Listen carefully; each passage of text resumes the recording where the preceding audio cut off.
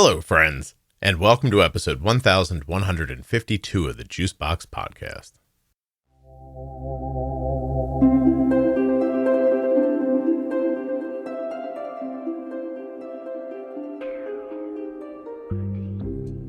Today we'll be speaking with Craig, who has had type 1 diabetes for 50 years. Craig and I are going to go through how technology has changed through his lifetime, and that story ends with him building his own IAPS system. I'm talking about 61-year-old Craig building his own do-it-yourself algorithm. Nothing you hear on the Juicebox Podcast should be considered advice, medical or otherwise. Always consult a physician before making any changes to your healthcare plan.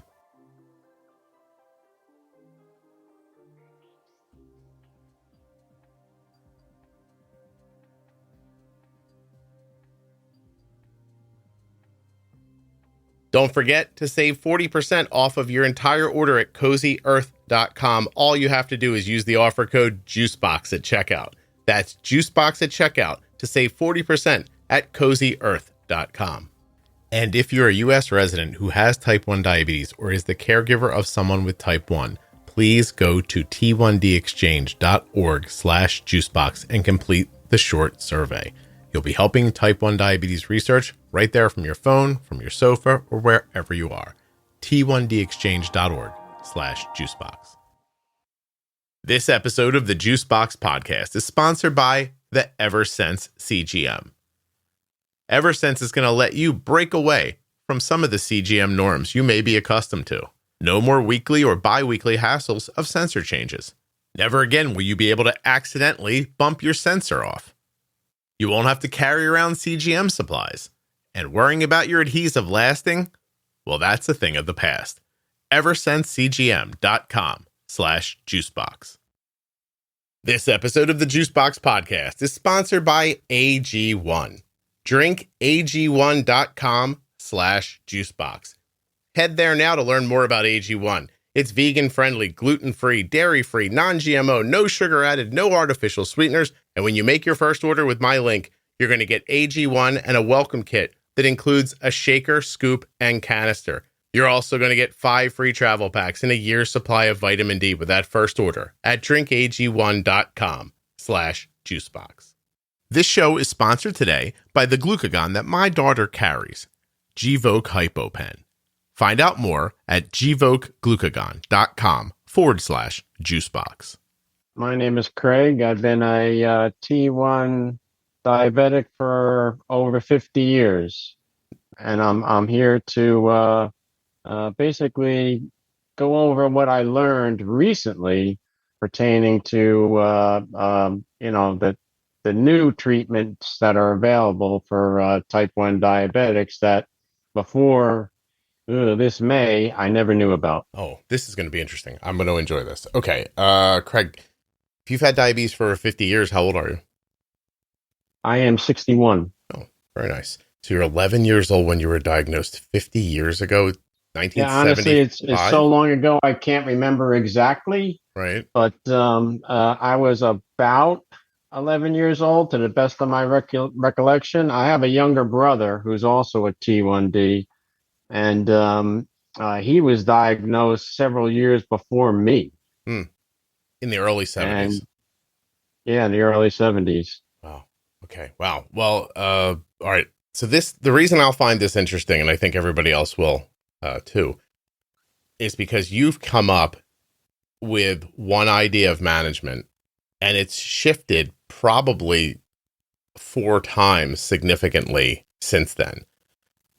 But do you keep up with it? So, all right. So first, let's go back and say, do you remember anything about your diagnosis?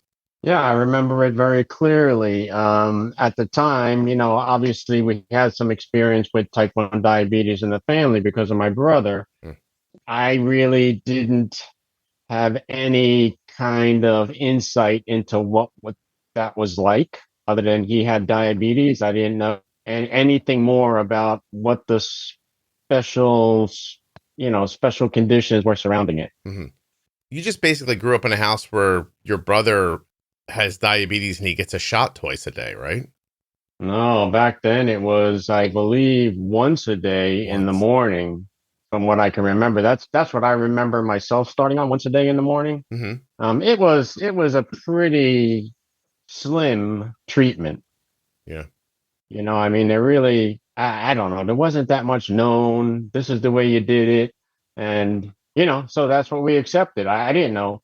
But anyway, getting back to how I discovered I had diabetes, out of the blue, I started to get real thirsty. And I wondered to myself, that's funny. And I had said to my mom, who by this time was taking care of my brother for a couple of years, I said, "Hey mom, I'm really thirsty and I'm urinating a lot." And she said, "Oh, well, take one of your brother's test strips," because back then we had the test strips that you had to use. You take it out of the little vial and you pee on a little test strip and then you look at the color. And I remember revealing the color as I peed on it, in front of my own eyes, and it went like all the way up to the worst color. I forget what it was. The worst colors. Purple or yellow. Yeah. Pretty accurate. Green was the best color, and it wasn't green. Right. So she said, "Really? You sure?" I said, "Yeah." And we left for the hospital. So it was a pretty easy diagnosis. Mm-hmm. And that's how it all started. And at that point I really didn't even understand the impact. Sure. Even when I was in the hospital, I didn't understand the impact. And the education that you were given in the hospital was more like how to take an insulin shot yourself, and not much about how to manage it. I guess they must have discussed that at the time with my mom, to come up with the dosage. And I'm sure she already had an idea from doing it with my brother. So that's how it all started. Yeah. You have any other brothers and sisters? I have two other brothers, and the interesting fact about that is my brother and myself both have brownish hair. My other two brothers that never developed diabetes have blonde hair. Well, now we know how to avoid it.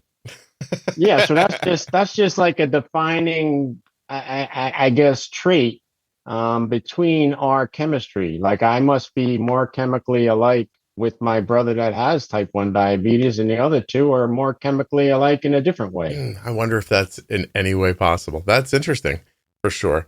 So you guys, that's the fact. Yeah. Well, not that you're not that your hair color is not the same. I just wonder if that actually has anything to do with anything. That'd be amazing. Growing up, do you guys kind of pair up a little bit because of this, or does it not bond you like that? I would say somewhat. However, we were kids. We grew up in a city. We lived on a city block. Obviously, he was a different age group than we. We had different grades of school, different friends, all that kind of stuff. So I think we both kind of just tried to cope in our own way, separately. I don't think we ever got together and compared notes. I see. If I'm not mistaken, because of this one shot a day process, you weren't really doing much with diabetes, right? If you take insulin or sulfonylureas, you are at risk for your blood sugar going too low. You need a safety net when it matters most. Be ready with Gvoke HypoPen. My daughter carries Gvoke HypoPen everywhere she goes because it's a ready-to-use rescue pen for treating very low blood sugar in people with diabetes ages 2 and above that I trust. Low blood sugar emergencies can happen unexpectedly, and they demand quick action. Luckily, Gvoke HypoPen can be administered in 2 simple steps, even by yourself in certain situations. Show those around you where you store Gvoke HypoPen and how to use it. They need to know how to use Gvoke HypoPen before an emergency situation happens. Learn more about why Gvoke HypoPen is in Arden's Diabetes Toolkit at gvokeglucagon.com/juicebox. Gvoke shouldn't be used if you have a tumor in the gland on the top of your kidneys called a pheochromocytoma, or if you have a tumor in your pancreas called an insulinoma. Visit gvokeglucagon.com/risk for safety information. Taking care of your health isn't always easy, but it should at least be simple. That's why for the last 3 years, I've been drinking AG1 every day. No exceptions. It's just 1 scoop mixed in water once a day every day, and it makes me feel energized and focused. That's because each serving of AG1 delivers my daily dose of vitamins, minerals, pre and probiotics, and more. It's a powerful, healthy habit that's also powerfully simple. Before I was taking AG1, I would get that brain fog in the middle of the day, and I just couldn't seem to get on top of it. But now, that doesn't happen anymore. By starting my day with AG1, I found focus and a renewed ability to perform at my highest level all day long. drinkag1.com/juicebox. When you use that link, you're supporting the production of the Juicebox Podcast. I drink AG1 in the morning, but you could use it as a coffee replacement, before a workout, or in your smoothie. If there's one product I had to recommend to elevate your health, it's AG1, and that's why I've partnered with them for so long. So if you want to take ownership of your health, start with AG1. Try AG1 and get a free 1-year supply of vitamin D3, K2, and 5 free AG1 travel packs with your first purchase exclusively at drinkag1.com/juicebox. That's drinkag1.com/juicebox. Check it out. No. Did you ever get You low? you were staying alive, Scott. Yeah, right. Did you ever get low? Did you have low blood sugars as a kid? Oh, yeah. That happened? Oh, yeah. Multiple times a day. I'm a kid. You're out running around. Like, low blood sugar? Sure. I mean, you had to constantly eat to feed the monster, so to speak. You know what I mean? It was a never-ending roller coaster. And I'm sure when I wasn't low, I was probably 300. But we didn't even have any good way to monitor it. So it was like the Wild West of diabetes. But, yeah. Looking back, people before me obviously didn't even have a chance. No. You really kind of come into it in one of those very first treatments that allowed you to get 50 years with it. Yeah. And I can remember the insulin that we used was pork or beef. Yeah. Right. So there wasn't that much science behind it all, you know? No, I take your point. I really do. What's the first shift you remember in management? That's a long time. I shifted from the 1 shot a day eventually to multiple shots a day, which still included the one in the morning, but then, trying to give an extra boost during meal times. Mm-hmm. I'm going to say that wasn't that successful. Oh, really? The control wasn't much better. How did you measure? And not only that, but now I had like syringes all over the place. You know what I mean? Either used or unused, or you know what I mean? It was really just overwhelming. It was a mess. With the and then your brothers got it too. How often do you see a doctor, and how are they measuring your success? Back then? Yeah. I don't remember how often. I'm going to say it wasn't that often. Okay. And I guess success was being alive. Yeah, once a year, twice a year. I don't remember all that exactly. Yeah. So anyway, as time went on and I got into my, I'm going to say mid-20s, I had moved from the city in that I was living in to South Jersey, where I live now, actually Central Jersey on the coast. At that time, obviously, I had to switch doctors. So I left the juvenile doctor treatment that I had in the city and went to a normal endocrinologist. And the gentleman happened to be extremely good.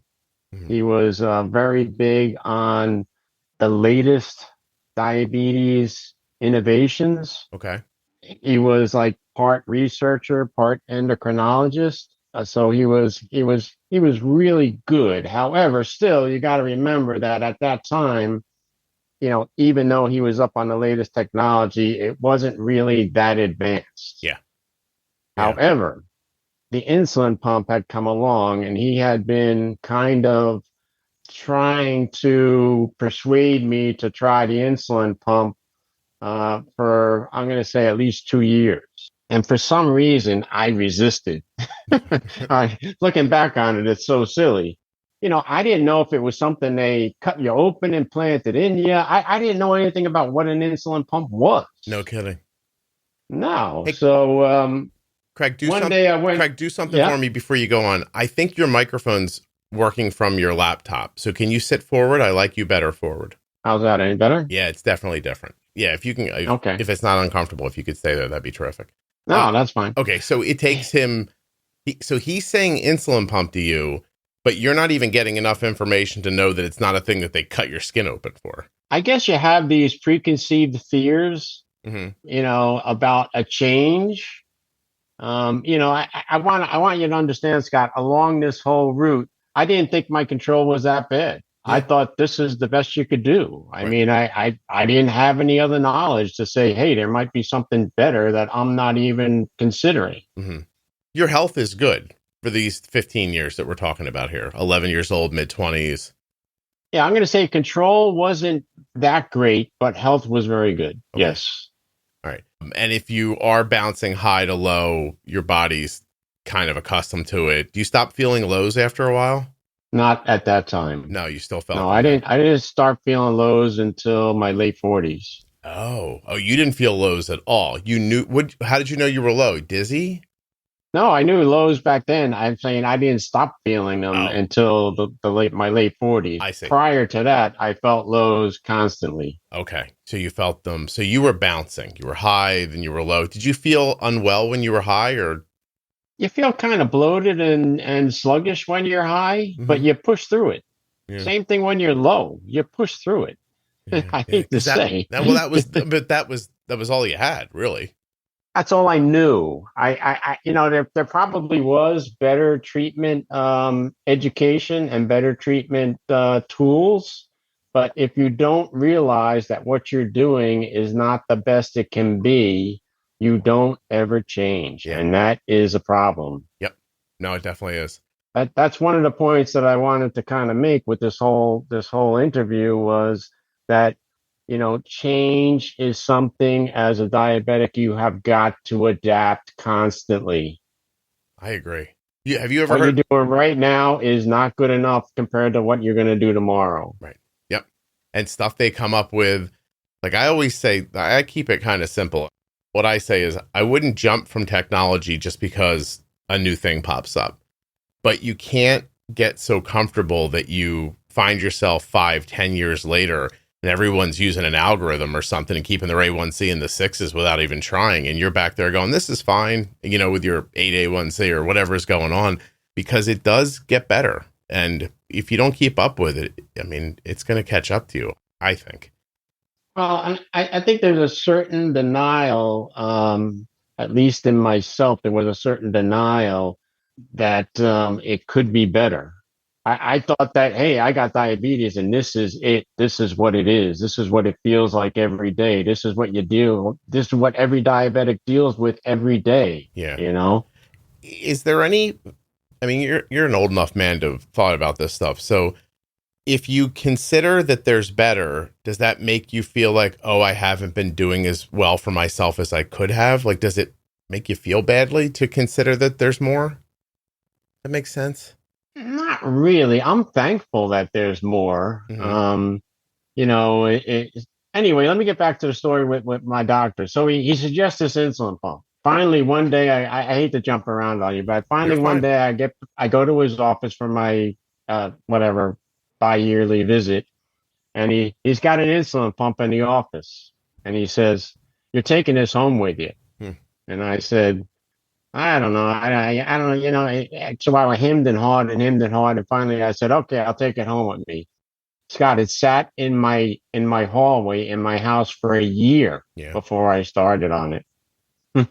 I've heard stories from people back at the beginning of CGMs who would say, I mean, up to Victor Garber was on this podcast, and he told me, I asked him about a CGM, and if I'm remembering this correctly, he says, "Oh, I have one of those. It's in my drawer." Yeah. And I was like, Victor, I think you should try it. So I take your point. So it sits in your house for a year? For a year. So anyway, one day I finally think, okay, I'm going to try this insulin pump. So I get it out. I read the instructions. I call the trainer. They come over. They train me how to use it. And Scott, it wasn't one day when I realized that I had been making a big mistake. Mm-hmm. Yeah. No, I imagine. It was that much better. Today's podcast is sponsored by the Eversense CGM. Boasting a 6-month sensor, The Eversense CGM offers you these key advantages: distinct on-body vibe alerts when high or low, a consistent and exceptional accuracy over a 6-month period, and you only need 2 sensors per year. No longer will you have to carry your CGM supplies with you. You won't have to be concerned about your adhesive not lasting, accidentally knocking off a sensor, or wasting a sensor when you have to replace your transmitter. That's right, there's no more weekly or bi-weekly hassles of sensor changes, not with the Eversense CGM. It's implantable, and it's accurate. EversenseCGM.com/juicebox. The Eversense CGM is the first and only long-term CGM. Eversense sits comfortably right under the skin in your upper arm, and it lasts way longer than any other CGM sensor. Never again will you have to worry about your sensor falling off before the end of its life. So if you want an incredibly accurate CGM that can't get knocked off and won't fall off, you're looking for the Eversense CGM. EversenseCGM.com/juicebox. Yep. Yeah. Well, and what did that mean for you back then? Like, what was the first thing that you thought, oh, this is better? Is it just not injecting? Is it having more control over the insulin? What part? I'd say it was 75% not injecting and 25% slowly feeling like you had better control. I mean, when I say better control, I don't think it would have improved my A1C greatly right off the bat, but the fact that it kind of alleviated some of the peaks and valleys. Okay. Back then, there still wasn't any compatible CGM that worked with the pump. No, it was pre that time, so you still had to stick your finger. So that was kind of a big obstacle. Yeah, and is this? I'm trying to do the math. So if you're 11 and 75, 85, 90, is this the early 90s, early mid 90s? I went back and looked at the timeline for pump introduction. And let's see, what did I find out here on my notes? Wait, where did I write that down? Do you remember what kind of pump it was?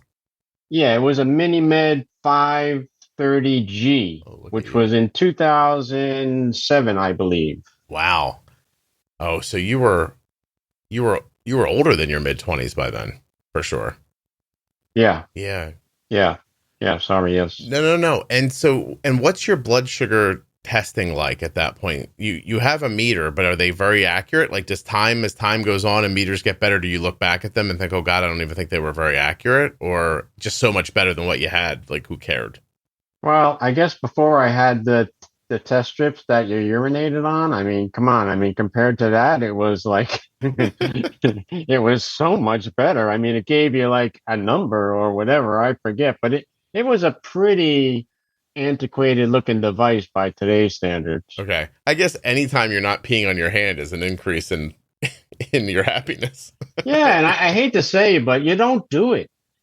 As a kid growing up, how many times are you doing that a day? Yeah. Once? Right. Even when you did it, when you're just shooting once or twice a day anyway, like if you peed on that strip and went to your mom and said, hey, it's yellow, would she do anything? Scott, it was always yellow. Gotcha. There was no other color on that test strip as far as I was concerned. You just named your episode, Craig.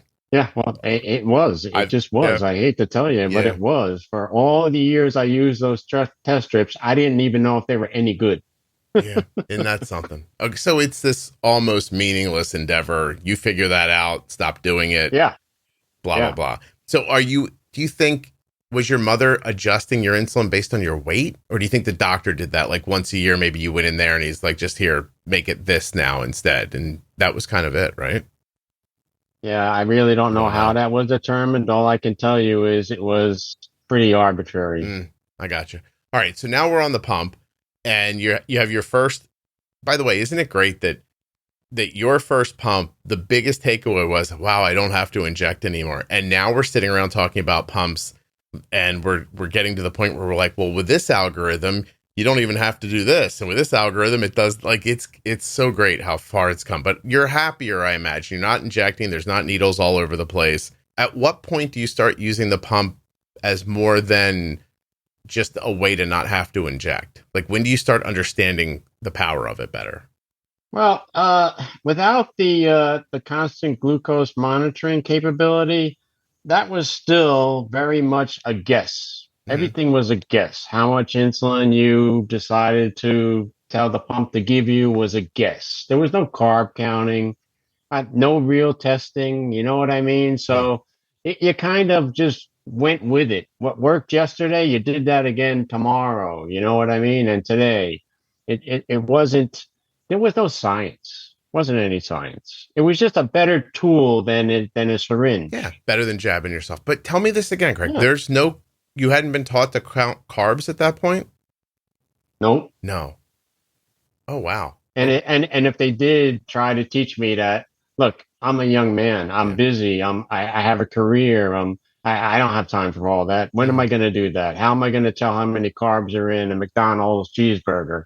You had no board back then that told you how many what the nutrition facts were. Right. So you, How do you know? yeah. So you pick a number or an amount of units. And if you don't get dizzy afterwards, you're like, oh, this might have worked. Well, guess what? Or you ate something. If it Or you didn't, just, if it was too much, 3 hours later, you had to stop at 7-Eleven and get something to eat. and grab something. Like a fruit cake or a candy bar. I mean, obviously a lot of times I carried that with me constantly. Yeah. Every day I needed to treat low blood sugar. I'm going to say for the first 35 years of my life. Every day. And so almost like, I don't know, like a scale of justice where you're just kind of pouring insulin on one side and then you're holding food in your hand and dropping a little food on the other and just trying to keep those scales as balanced as you can based on how you Correct. feel. I got it. Okay. That was the method of control. That was it. Well, Now it seems ridiculous, but that's what it was. listen, I wish this wasn't your story, right? But I like it being told. It wasn't that bad, honestly. Scott, I was very successful. I would be able to do anything a non-diabetic could do. Sure. So it didn't stop me. Was it a little harder for me? I'd have to think it was, Yeah. but it didn't stop me. You don't think of your life when you look back on it as being difficult. Well, it was the hand I was dealt. Hmm. And to think, oh, I can't do this because it's too difficult is just an excuse. Yeah. No, I understand. I mean, I don't think that gets you anywhere. Yeah. Do you have, You know, did you get married at some point or have kids? I did in 1992. I married my wonderful wife, which was awesome, but we do not have any children. Okay. Was that on purpose or? My wife wanted to have children, and I kind of was against it, although I would have went along with it. But luckily, in my case, being that I wasn't really, I didn't want to bring a diabetic into the world, to be honest with you. That's what I was wondering. Yeah. Yeah, no, of course, I always thought that. I don't know how you, it's funny. I've talked to people who come down on both sides of that argument and I've understood everybody's perspective along the way. I can tell you Hmm. that when Arden was diagnosed, like still considered having another child. And I really do think diabetes stopped us from having a third baby.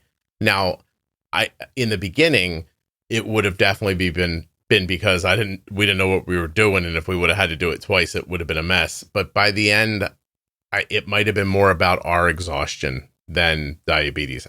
I'll never really know for sure, I guess.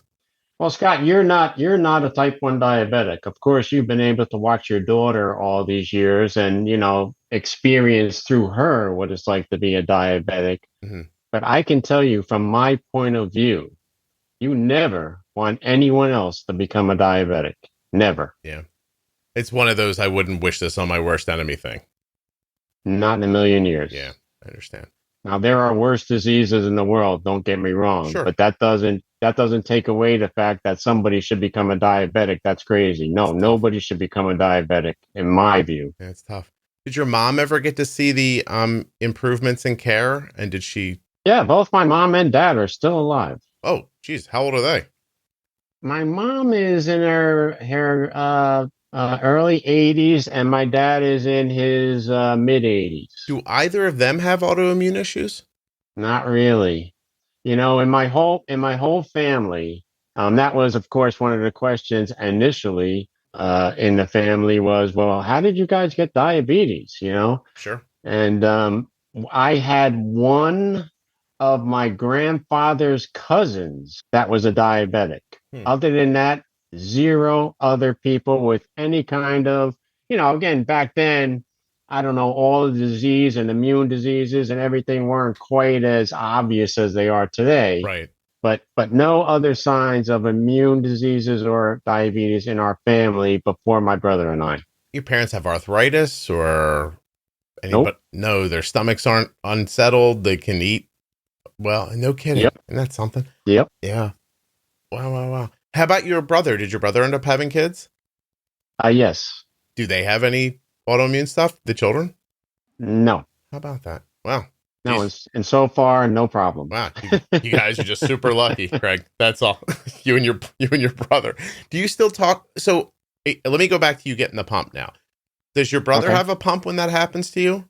When you get one? Well, not initially. So I got the pump. I was the pioneer, so to speak. Mm-hmm. And I'm going to tell you, it wasn't a week after I got the pump that I said to my brother, Mark, you got to get a pump. And it took him like another year or two to get one. I guess we're cut from the same cloth. Yeah, it sounds like it. It sounds like two stubborn guys. Yeah. But you did. But you were able to get him to get to it eventually. oh yeah. Yeah. Yeah, and he absolutely said the same thing, that it was a huge improvement and he should have done it sooner, no doubt. Right. Okay. So you're going along like that. When's the first time you're in a more modern method of management? You're thinking about carb counts and, like that kind of stuff. Like when do you get into more of because you're there now, right? Craig, I'm not wrong. Oh yeah. Yeah. Well, So, when you hear, I'm in like the super advanced class right now. nice. When does that start to happen, and what do you think brought you into it? Well, in 2018, my pump warranty was up on my second mini-med pump. Mm-hmm. And I had tried the Guardian CGM with that, and that didn't work out very well. So when my pump warranty was up, I started looking for other device manufacturers that might have a better device for treating diabetes. So I went to the T-Slim X2 with the Dexcom 5. Oh, okay.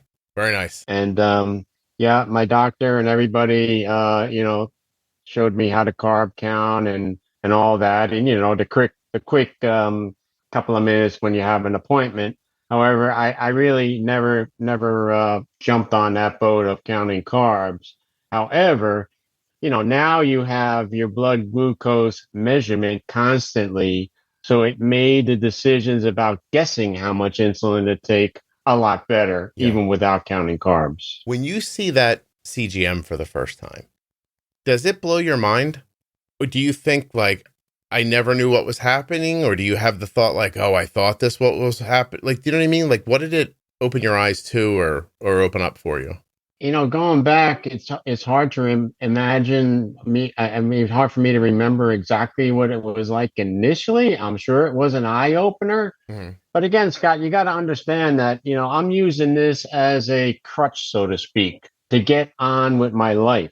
Okay. Diabetes was not the focus of my attention, like the main focus of my attention, Yeah. until maybe the last 3 or 4 years. Not that I was out of control. My A1Cs were always in the sixes. It just, I thought about things I was doing in life, things I wanted to accomplish. You know what I mean? It really, I guess diabetes was just not number one. Well, the way it's sounding to me is that, so the way you start, the management is what it is. It doesn't exactly put you on a path of paying close attention to it. And then the pump comes, the pump's just a way to get rid of the needles, which is terrific.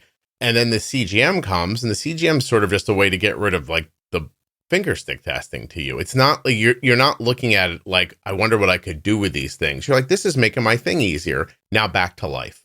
That's it. That makes Exactly. sense. That makes sense to me. It was a convenience feature. Yes. Like, oh, I could just look at this, and then that can guide me a little better to what steps I should take as far as insulin management. Mm-hmm. But it wasn't all of a sudden like I focused on the readings all day long. No, Okay. That didn't happen. Yeah. No, and by the way, I don't expect that this is just because of when you were diagnosed. I don't imagine that that's not happening to somebody right now who's diagnosed a year ago, who's just not looking to be all up in this thing and constant with it and not or maybe having the same thoughts as you, like maybe this is good enough. I'm standing up, I'm doing my thing. It's not stopping me. Why do I need to look farther in this, or who would even know if there's more? Because most doctors don't talk about it to begin with. Yeah, I'm sure that whole train of thought is 100% right on target. Yeah, that's what I think too. Okay. All right. So a couple of years ago, you decide or make a leap or something happens. What in God's name moves you after all this time? Well, in 2020, I switched to a newer Tandem X2 control, which was a control basal IQ. Yep. Which regulated your basal somewhat, and that was a small improvement. And then about a year later, I guess they came out with the control IQ, which was even a step in the better direction. And then you're going to love this. It was only recently, May. So right now we are in the end of August. Right. In May, my pump warranty on my latest Tandem T-Slim expired. Okay. So every time, your pump warranty expires, you start looking, okay, which pump should I get? You go to the pump store and you look around like you're looking for a cell phone. Which one has the best features? And what I saw was a world that I never knew existed. No A world of information and technology that had come so far, so fast, it blew me away. Mm-hmm. Yeah. And by the way, I don't even know about that whole warranty thing because Arden's been on an Omnipod her whole life. So I don't think of it that way. Like she doesn't have a device that gets older and we got to replace it at some point. She's wearing a new pod every 3 days, and it's just not, it's not how my brain works, but it's interesting the way you described it. So what did you see when you went out there and looked around? When I started to look, I saw two great options that I didn't know existed. Okay. The one option was the Beta Bionics iLet pump, which I obviously was really interested in and read all about it and signed up immediately, for the pre-order and all that kind of thing. Right. Because I knew, one of the gripes that I had with my Tandem Control IQ was it was too conservative. It just didn't do enough. So okay, how so? Was it not attacking your meals as well as you'd like? Was it not keeping? No. Okay. No. It was like the amount of change that the Tandem pump made was so small, it was insignificant. Okay. It wouldn't ever capture me quick enough to stop the lows, and it would never give me enough insulin to stop the highs. It moderated them somewhat, but in day-to-day life, it wasn't a big help. I love that you went from decades of like, this is fine, to you were like, this is not aggressive enough. That's fantastic. Well, because as you start to gain insight that there are tools available, you really want more. Yep. It's like getting a new car, and all of a sudden the next year a car comes out with more features. Don't you want the new car? I'll tell you right now, this is showing you what access gives people. Yeah, no, it's unbelievable. And right now it's coming at such a rapid pace compared to what had been done the previous 30 years. Yeah. It's incredible. And listen, you're literally excited. You're giddy about it, actually, just even talking about it. I'm giddy because it's great for all of the people now if they can learn and take advantage of it. That to me seems like the biggest stumbling point right now is the how do you get it out and tell everybody? If the doctor doesn't tell you, who's going to tell you? You're telling people, which I think is just phenomenal. Oh, I'm glad. But I don't know. Is everybody listening to the podcast? I hope they are, but I don't know if they are. I don't have everybody yet, Craig. I'm working on it still. It really is. I try to make the point over and over again that and I've been thinking about this a lot lately because Jenny and I'm sorry, I don't know your level of understanding of the podcast, but it sounds like maybe part of your understanding is coming from the podcast. So I'm going to definitely. Yeah. So Jenny and I are working right now on putting together a series for healthcare professionals to walk them through all of the processes from early diagnosis to early education into understanding insulin, like that whole thing. Like we're basically going to put together a podcast series that hopes to teach doctors how to talk about diabetes in a way that won't leave people lost.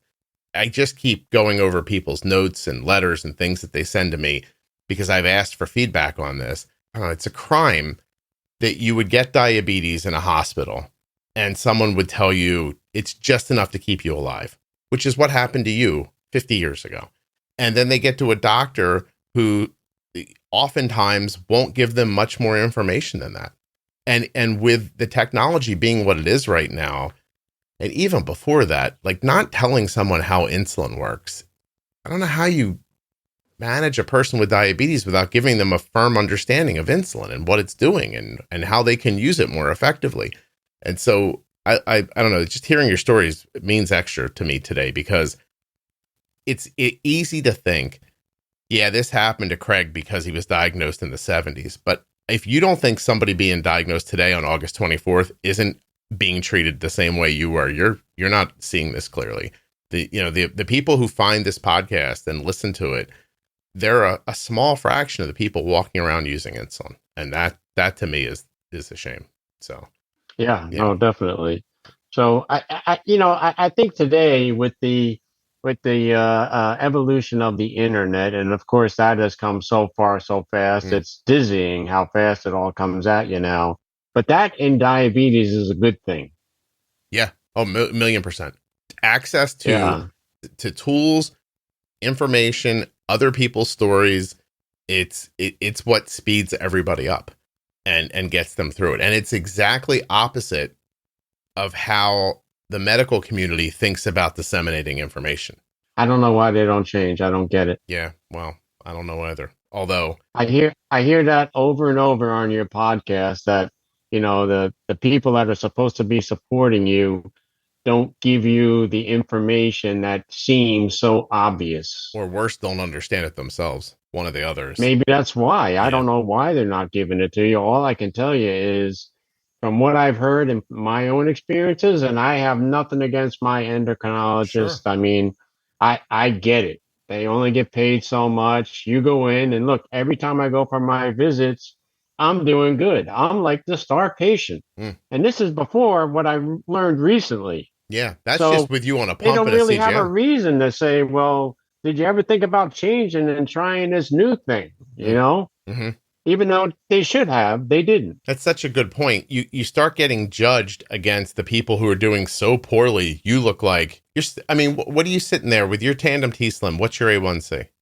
My A1C was in the mid sixes, 6.2, 6.4, 6.6. It fluctuated a little bit, but right around that range consistently over the past 4 or 5 years. And that's very good. But what you're saying is that because somebody else coming in after you in that office is walking in with an 8 or a 10 or whatever, you're like, you know what it is? It's like there's 3 kids and one of them's a great student and the other 2 struggle. So no one ever helps the great student with their homework. And that person, that kid, inevitably, always, whenever you meet them as adults, will tell you a sad story about when I was in school, my parents never helped me with my homework. And they'll tell you, I know why. It's because I was doing better than the other ones and other people needed help too. But it still has a really bad effect on them. And that's the same thing. You're walking in there with your 6'2" and nobody's talking to you about anything because they figure you must have it all figured out. By the way, you live your whole life with a 6'2". It'd be amazing. It doesn't mean you don't deserve more information or, an opportunity at the very least. You went and looked at the iLet. Now, the iLet is kind of talking about holding a 7 A1C for people. But with all you have to do is tell it I'm having a big meal, a small meal, or an extra large meal. Would you do that? Would you take extra A1C for that comfort? Well, in the beginning, I was really attracted to the less work. Yeah. However, I think switching from a Tandem, yes, I would have accepted the 7 to do less work because the Tandem still requires a lot of user input constantly. It's just the algorithm is, like I said, it's not up to the job. So you're always tweaking it, always. Yeah. So I'm thinking, wow, if I get this iLet, I don't have to do all the tweaking. All I do is live my life. And that's what they're kind of advertising. And maybe that's true. I don't know. I don't have it. Yeah. I haven't even been able to find that many people reviewing what it's like. It's very slim at this point. Yeah, I don't think a lot of people are wearing it, to be honest. At the Yeah, moment. I don't know if they like it or not. I mean, I don't see it out there. I don't see any information on the results. Yeah. Outside of a few. Smaller company, it's going to take them a while to get it out in the world. Here's what I think of. I'd be happy to share what I think about iLet in a couple of sentences. Most people who are living with an A1C over 7, I think it's probably a no-brainer for them. Put it on, big meal, small meal, medium meal. Boom, I have a 7, an A1C in the 7s. I'd say sign me up if I was in that situation. If you're you and you know what a 6.2 looks like now, if you're a person who can get an A1C in the 5s, you're not going to be looking for that. But to your earlier point about how fast technology is moving, who knows when we're going to wake up and the people at iLet are going to be like, hey, iLet keeps you in the 6s. Hey, iLet, we're shooting for, I don't know what they're going to keep doing. But they should. No, it might be capable of that now. I don't know because I don't have any reports. I have no evidence. They're very clearly saying in their marketing that they're shooting for 7s, and he was pretty clear. They're not over promising. Yeah, we'll see. Yeah, to your point, or maybe it's something that they had to do with the FDA for set. I have no idea. I can tell you that tonight. Yeah, I can say this on here. Tonight, I got to think about when things happen, like when people hear it, not just when it's happening. Sure. Yeah. We're going to sit down tonight and build Arden an IAPS system.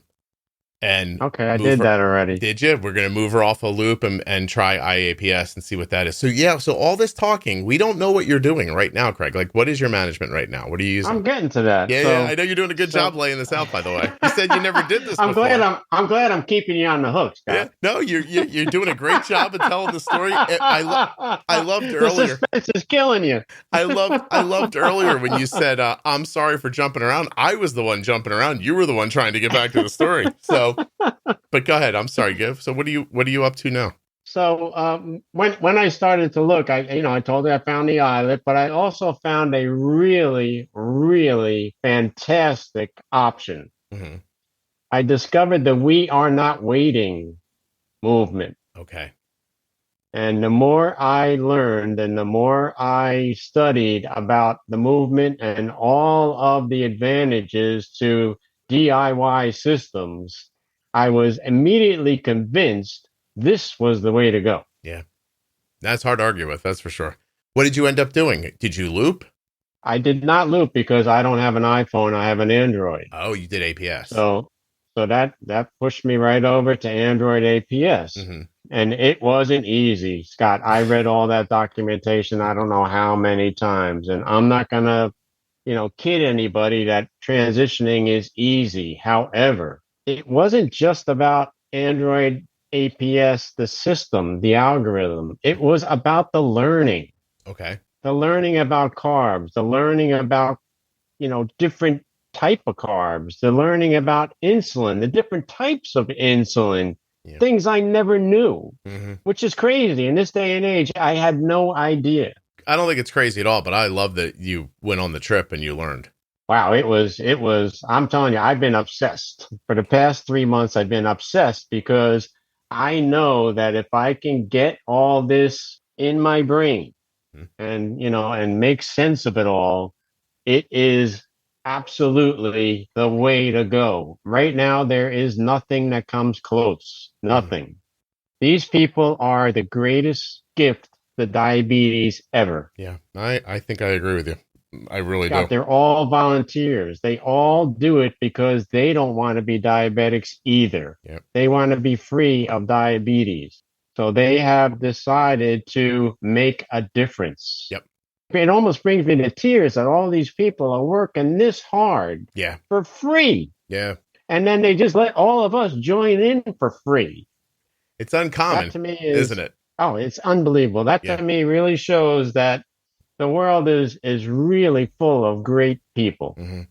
No, I couldn't agree with you more. I don't know them all like by name, and it's a shame that there's no way to like categorize them all over. I can just tell you that when somebody brought it to me the first time and said, "Hey, I think you should try this," and we got involved. It was the same process. I didn't know what I was doing. I'm lucky enough to have the podcast. Like, people help me build apps and things like that. So like when I said tonight we're going to make IAPS, what I meant was Mike, who's a guy who's been on the show before, is going to he's going to zoom in with me and be like, click there, dummy, click there, dummy. And I'm going to and I'm going to do that. Yeah. And so we've been lucky that way. But I agree with you. Like, one of the first, listen, I was pretty good at diabetes before Loop.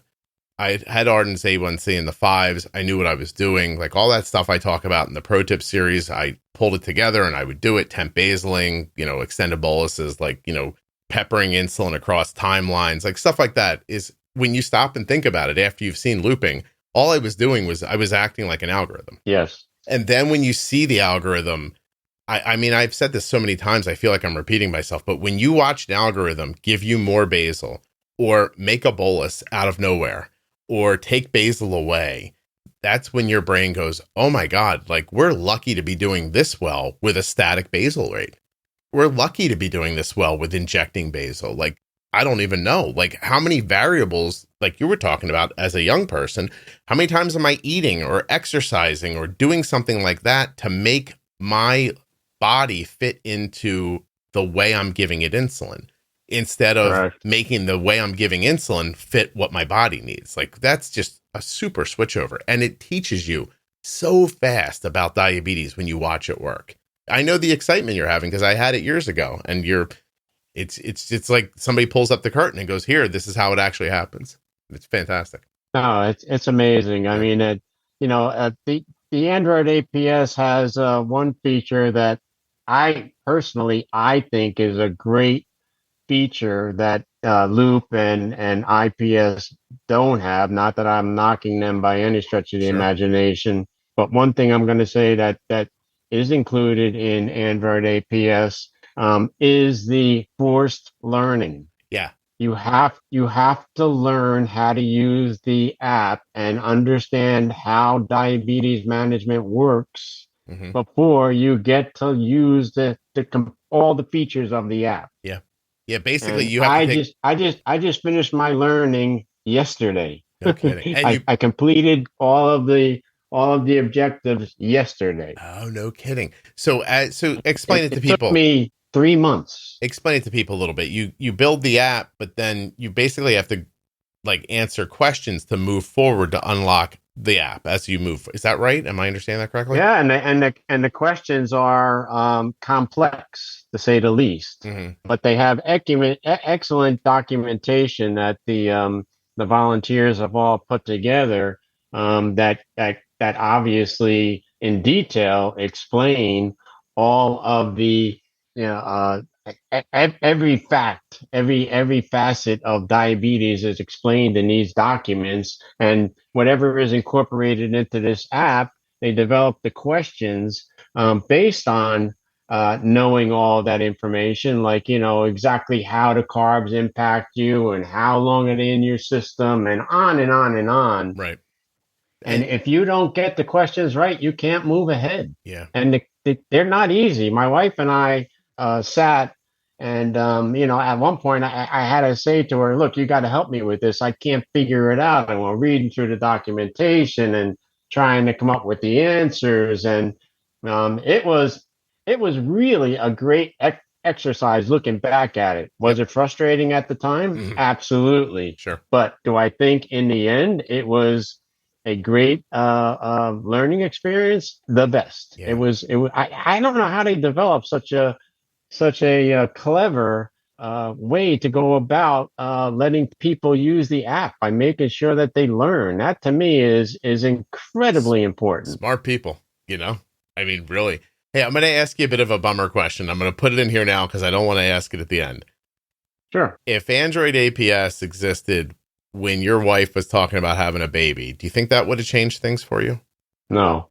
Okay. You're more. I got. It's not gonna stop my genetics. Gotcha. Okay. I wanted to make sure I understood. I wish. Yeah. No, I understand. Okay. How long have you been using Android APS? I started on June 6th. And in the beginning, I stayed on my Tandem pump and I set up the Android APS system on my phone. I built the app, which again, that wasn't easy either, but anybody can do it, but it takes patience. But Yeah. I did it. I'm not a computer geek by any stretch of the imagination. I'm like you, Scott. I grew up in the sheet metal business. Did you? But anyway, yeah, yeah. I own my own HVAC shop. Oh, no kidding. You and I live oddly close to each other because you just, Yeah, I know. When I heard that on the podcast, I was like, "Wow, a sheet metal guy, and he's in New Jersey. That's unbelievable." So you built your app and you're using it with the tandem pump. So I don't know about APS. No, I didn't use it with the tandem pump. I kept the tandem pump on. Okay. And now I had an old mini med pump and I got the orange link, similar to like what you do at Loop. Mm-hmm. And I set it all up and now I was able to run it alongside without attaching it to myself for like a week I see. to get a feel for how it all worked without putting myself in jeopardy, so to speak, because I wasn't sure I knew what I was doing. And that is explained in the documentation that you should kind of do a trial without it attached to you. And that was really the key to getting a feel for the app and all of the different settings and how to use them, even though, in the beginning, you're certainly not an expert, right? But, you're tiptoeing into it instead of jumping in. It makes a lot of sense because it makes it available to people who are willing to do that work. And that, I think, is, again, that's access and it's options. Not everybody's going to do what you did. Not everybody's going to, there's plenty of people who hear this and go, that'd be wonderful, but I can't do that. Or I don't want to, or I'm not willing to put that effort into it. Like, they know themselves, right? And it doesn't give you, what is it like? It's like making you go over a 3-month obstacle course before you drive a Ferrari. Like, if everybody could just jump into it and go, there'd be a lot of crashed Ferraris at the end of the street. And so we don't want that. So the process weeds out people who might not do well with it. And I think that's that's smart. the part that I'm really not that happy about. I don't want to weed anybody out from being in better control. Yeah. Well, I mean, I think all we can hope, this is me, I think all we can hope is that all of the pump companies keep hearing these conversations about these DIY things and say to themselves, can we bring that level of control to the masses? Like, how can we do that? I hope they're all thinking about it, because it's great to put somebody in a not counting carbs situation and give them an A1C in the 7s. I think that's terrific. But if you can do that, can you keep working on it and put them into a different situation with a more stability, a lower A1C? Like that kind of stuff. Like, I hope they keep all going after it, I think they will. Yeah. It's just, is the pace quick enough for me? It's never quick enough for me. Right. No, it's going to be fine for a kid who gets diabetes 20 years from now, but you're sitting here 61 years old. You need it now. So. Yeah, I mean, it's great to have it now. And honestly, one of the main points that I wanted to, bring about, by coming on the podcast was that people have to, I should have been looking more along the way. I should have been more open to change. Yeah. And I wasn't. And that is a big mistake. I'm glad that you're willing to share that message. And I don't know how much of the podcast you've ever heard, but that's been my attitude forever. And I can't take credit for that. It's because my friend Mike was diagnosed, when we were in our late teens, and he just didn't move along with things. And now even just hearing your story is upsetting for me because I think this is what happened to Mike. And like, what's the randomness that allowed you to go forward healthy that didn't allow Mike to do it? We'll never know what that is, but yeah, that's tough. And yeah. I can't explain that myself. Honestly, I am one of the healthiest people I know. I mean, I have friends that aren't even here anymore at 61, and I'm a type 1 diabetic for 90% of those years, and I'm still here. Yeah. It's crazy. No, I know that bit of it is, I mean, that's the unknown part about life in general, but, well, that is kind of the other point that I wanted to make as far as living with with diabetes is, I use it as a motivation tool Hmm. during my life. That look, whatever I wanted to accomplish, whether it was sports when I was a kid or, um, as you get older, getting married and finding the right woman, or, I built my own house. I have a boat in the Caribbean. I have an island in the Caribbean, Oh, a house on an island in the Caribbean. Anything I ever wanted, I use diabetes as sort of like the motivator, like, hey, I can do this right. in spite of diabetes. If I want to do it, I'm going to do it. Hmm. And I want to make sure that I can say diabetes didn't stop me. Oh, I think you can say that. That sounds for sure. Wow, I appreciate you coming on and sharing that perspective. I really do. Would you tell me what island when we're done? Like not where people can hear, but when we're not being recorded. Yeah. Okay. Well, you want to go to an island, huh? Everybody wants to go to an island, Scott, especially if you were working out in the cold as a sheet metal worker. No kidding. You did HVAC your whole life? I started in HVAC around 1985. Were you a union shop? I was both non-union and union. We're an independent shop, Okay. but most of our work was done with government type contracts. Yeah. Oh, okay. Because the work kind of dried up in Philly a decade ago, right?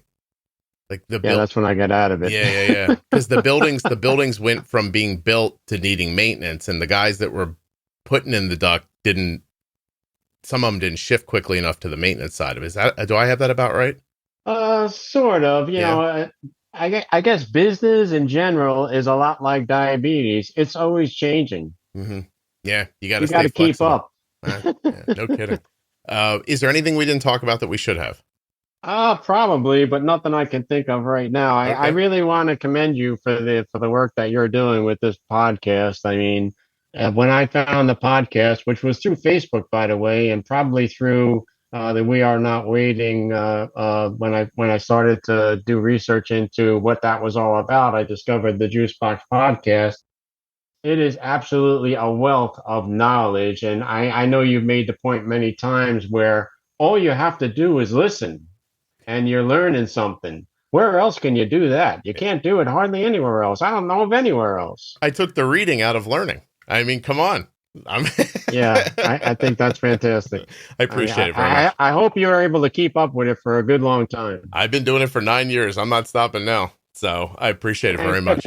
And I wish you and your daughter, of course, the best of luck. And it sounds to me with your guidance, even though I've heard in some of the podcasts that maybe you don't think that everything that you're suggesting gets through. She's a young woman, but in time she will realize that what you have been telling her is really sensible. Yeah. I appreciate that. As a young man, you couldn't tell me anything either. I don't think you would probably not much different. Yeah, I definitely wasn't. But as you age, you realize that, hey, maybe somebody can tell me something. Yeah. Well, when she went off to college, it was a big boost for me because I really watched her take good care of herself. Like, college food is horrendous, processed and not quality. Sure.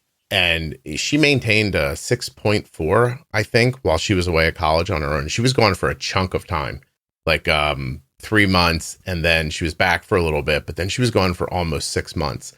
And she did that on her own, while being a freshman in college. So I thought, gee, she, between the algorithm and the technology and what we've been beating in her head slowly, like she really did do a good job. She had to, a couple lows, but she managed them, and I was really proud of her. So, Well, if I can offer Arden any advice, it would be to not let your dad build the IAPS app. You do it. let her look at it and watch it. Oh, well, absolutely. No, let her do it. Let her. But she has to want to do it. That's the difference, Scott. That is the difference in getting better at anything in life, and diabetes especially. It's learning. She usually sits here when we do it. Maybe I'll shove her over in front of the keyboard instead. get her. I think that it would be nice if she heard this and said to herself, hey, Craig's probably right. I should be just telling my dad, let me do that, Yeah. like on their own accord. Well, when we get to that day, Craig, then I'll know I'm out of this. Well, She Scott, will. that's why Yeah. I never moved on to another thing. Yeah. Yeah. It Because you didn't wasn't know about it. that maybe it wasn't available. I wasn't looking. Yeah. And I guess what you're totally right that now that you're involved, now that you're in the game, you're going to keep paying attention to what's happening. And then something else will come along and you'll say, nah, that's not for me. But then something eventually will come along and you'll think, yeah, that's a good leap. I'll take that leap. Let me ask you a final question. Do you worry about, or are you planning for when you get older and like, cause right now, obviously you're incredibly sharp and, easy to talk to. You have recollection and all that. But what happens when you start to get a little older and you still have to manage your diabetes?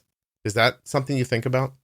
I think about it in general. It's hard to pinpoint what I'm going to do. I mean, I'm not much of a pre-planner, other than I know it'll be different than today. That's exactly how So I think about it. I'll Like have to adapt. you'll have to adapt, but also the stuff is going to get better and better, and I which hope. should make, yeah, I do too, which I think should make it, more manageable. Well, I've been reading about all of the new algorithm features that all these great programmers all over the world are working together on, and it is amazing. Mm-hmm. The thoughts and creations that they're working on, Scott, is just amazing. Yeah. It's beyond anything I could imagine. I'm starting to hear about systems where people aren't even announcing carbs. And Well, that's part of this APS. Android APS right now. Yeah. So that's something else. I'm looking forward I to mean, finding out they about have that. the unannounced meals, which I haven't ventured into trying it, but I could. And, obviously it depends on you educating yourself to what all the settings do exactly and getting them fine tuned exactly. Yeah. But right now, there are, I'm going to say hundreds, if not 1,000 or more people throughout the world that are just eating. They're not doing anything. Yeah. They're just eating and letting the algorithm do its job. Yeah. That almost made me cry just when you said that just now. And I don't have diabetes. But Scott, and it's going to get better because they're working on what they call branches, which are new branches to refine that system to make it even better. Mm-hmm. No, I know. I've been watching nice people work on Loop for years, and they take an idea and they try something else. And they're like, "Ooh, I love that, but I wish it did this." And they make little adjustments. It's fantastic. It really is. It's so cool that you found it after the journey you've been on. Honestly, it's really, really. Yeah. Wonderful. So for me, going to one shot in a day that who knows what it did to this is. It's like going to the moon in your own car. I mean, it's just crazy. That's a great way to put it. And trust me. I mean, it's unbelievable. That's how far of an advancement it is. Yeah. And you will get one day you'll get the thought in your head and you'll think, I'm going to try this no announce meal thing. And you'll look into it. You will. So, wow. I'm so happy with what I'm doing now. Still, like, listen, I've only been counting carbs for 3 months, Scott. Before that, it was all guesswork. I have to tell you, like you say on the podcast, I look at a meal. Oh, that's 6 units. Yeah, that's what I did my whole life. Trust me, that's still what Arden does. Like she and I had lunch together yesterday, and her food came out, and she just had a cortisone shot in her shoulder, so everything's a little wonky with her blood sugars. But we're doing a good job keeping it down till that initial hit goes away. But the meal came out, and she's looking at it, and she said, "Tell me how much you think I should bolus." And she said, "And I'll tell you what I'm thinking." And I said, "Okay." So I got done. I said, "I have a carb number in my head," and she goes, "Me too." And I said, "I have 60," and she goes, "I have 65." And I went, "Okay, do 65." Like she wasn't going to do 60 because I said it, but even just that was just looking at the plate. Like neither of us did that. We both looked at the plate and came up with that number, and it's very doable. I know that early on, I can't imagine people believe that, but eventually you kind of get good at it. So. Yeah, and honestly, even me, I mean, I look at all the labels, at least in the past 2 months. I'm looking at every label. I count the carbs. I convert the protein and fat into a carb equivalent. I take the shot for the amount of carbs that are straightforward on the labels. Then I enter the fat and protein conversion into another button that stretches it out over 3 or more hours. Yep. But guess what, Scott?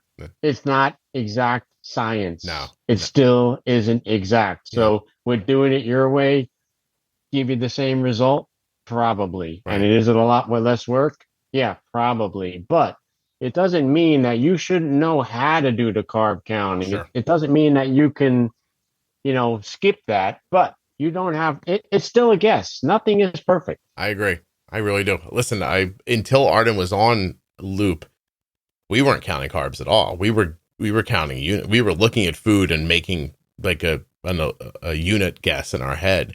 It was actually getting Loop that made Arden. We had to reverse engineer it. In the beginning, we'd look at the plate and go, "Oh, that's 7 units," and then say, "All right, well, her ratio is this, so 7 units means this many carbs," and that's how we did it in the beginning. And now she just looks at the plate and then a carb number pops into her head instead of a unit number. It's just you can do it. You know what I mean? It just takes practice. And that's fine. I think that's fine. Yeah. If that's the way you want to do it, that's fine, because now with your glucose monitor, you're going to see your results. So when the same meal comes up again, you're going to go, "Oh, last time that didn't work out so well. Let me do it a little differently, more or less, based on what your result was last time." Yep. That's really the defining tool that you need, is experience. Yep. Experience. And you only get that by doing it. So it's unfortunately, yes. But the closer guess you can get by being educated to how to guess right, the better it is. 100%. So you found the podcast. Have you listened through, do you listen to it like for management stuff? Do you like people's stories? What do you appreciate about it? I like to listen to the episodes where there is a feature that is a teaching moment. Mm. I know that my story right here has been a lot of just my experience. Personally, I don't find that useful. You know, like listening to people. It's entertaining, right? But I never even listened to a podcast before your podcast. So I turned on the radio and listened to music. I never listened to a podcast before. I understand. I'm sorry I've ruined music for you. So now you. I still listen to the music too, Scott. Don't worry. All right, Craig. Thank you so much for doing this, man. I really do appreciate it. No, thank you for doing it, Scott. You are the linchpin in this education movement. One of the linchpins anyway, in your own way, and all of that is really a huge advantage to diabetics everywhere. And I would only hope that people with other kind of afflictions have the same resources, because it is really important. Education is really important. Yeah, I agree. And I appreciate your words. Thank you so much. Okay, Scott. Yep. Hold on for me for a second. Okay. Sure. A huge thank you to one of today's sponsors, Gvoke Glucagon. Find out more about Gvoke HypoPen at gvokeglucagon.com/juicebox.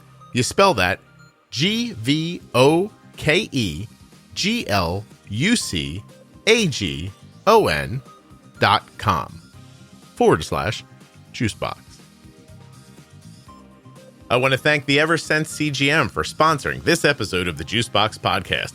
Learn more about its implantable sensor, smart transmitter, and terrific mobile application at eversensecgm.com/juicebox. Get the only implantable sensor for long-term wear. Get Eversense. A huge thank you to one of today's sponsors, AG1. Drink AG1.com/juicebox. You can start your day the same way I do, with a delicious drink of AG1. Lots of people with autoimmune seem to have trouble with their thyroid, and that's why I've made the Defining Thyroid series. Juiceboxpodcast.com, click on Defining Thyroid in the menu to find out more. If you're looking for community around type 1 diabetes, check out the Juicebox Podcast private Facebook group, Juicebox Podcast, Type 1 Diabetes. But everybody is welcome. Type 1, Type 2, gestational, loved ones, it doesn't matter to me. If you're impacted by diabetes and you're looking for support, comfort, or community, check out Juicebox Podcast, Type 1 Diabetes on Facebook. Thank you so much for listening. I'll be back soon with another episode of the Juicebox Podcast. The episode you just heard was professionally edited by Wrong Way Recording. WrongWayRecording.com.